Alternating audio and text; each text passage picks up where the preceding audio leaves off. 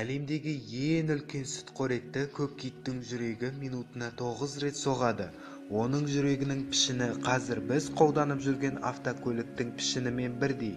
Тарихтағы ең үлкен китті 1926 жылы норвегиялық кит аулаушылар аулаған.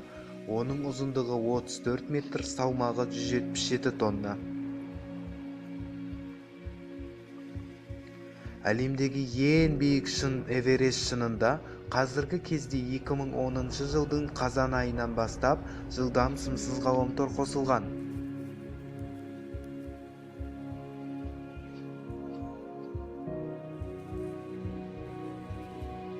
Қораздар таң азанмен бізді ояту үшін шақырмайды екен. Ол қарсыластарына өз шекарасын хабарлайды. Бұл жай ғана таңғы әуен емес, бұл жауынгерлік соққы.